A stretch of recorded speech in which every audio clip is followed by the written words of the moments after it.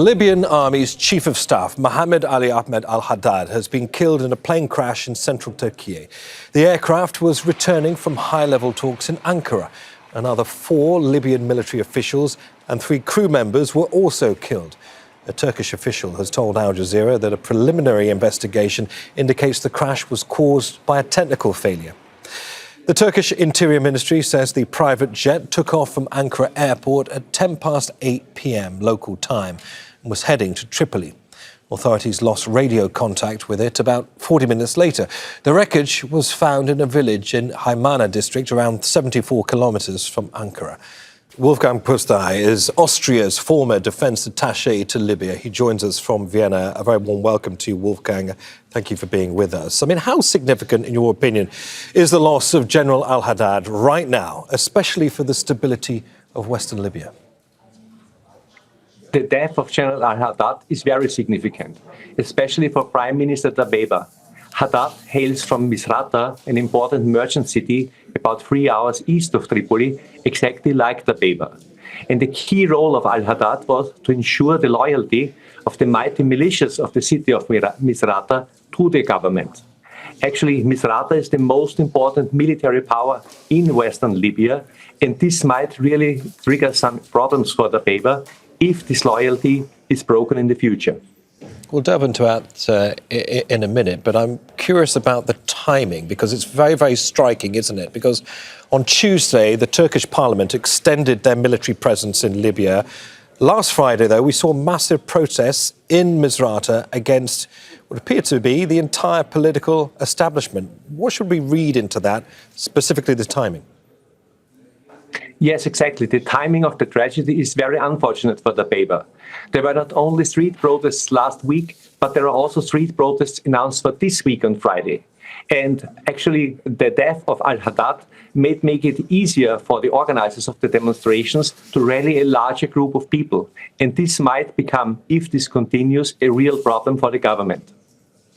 We've just heard from the Turkish Interior Minister is confirming that the black box of the Falcon 50, the Dassault Falcon 50 business jet, which was an 8-seater jet, has been found. An investigation into the crash is clearly underway. Libyan and Turkish teams, we understand, are working together on that.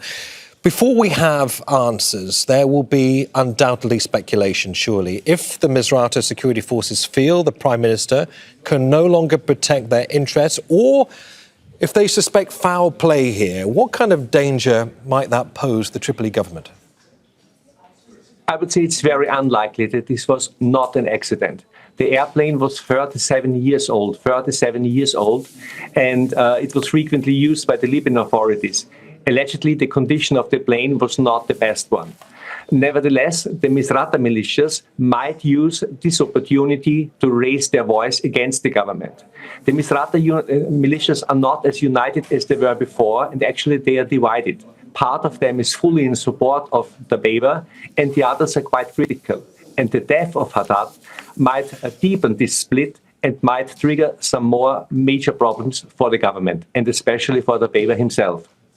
You raised an interesting point about al-Haddad himself, because he's been described as one of the few figures respected enough to maintain dialogue with the Eastern leaders in Benghazi. I mean, how difficult will it be to find a successor who commands that same level of respect and who hails, as you mentioned, from Misrata to keep local forces loyal?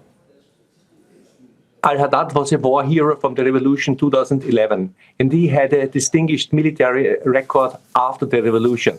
He was the commander of the famous Misrata Halbus Brigade, which is one of the most important Misrata brigades. And he was also the commander of the Central Military District. As I said, it is necessary for Dabeba to find a senior military figure from Misrata to replace him, someone who is not a person with which might divide the city even more. One of the candidates could be the current commander of the Central Military District, Mohammed Ibrahim Musa, but I doubt that he has the same personality like al-Haddad. So it will be quite challenging, especially to find a replacement for al-Haddad within the next days before the situation might get difficult for the government.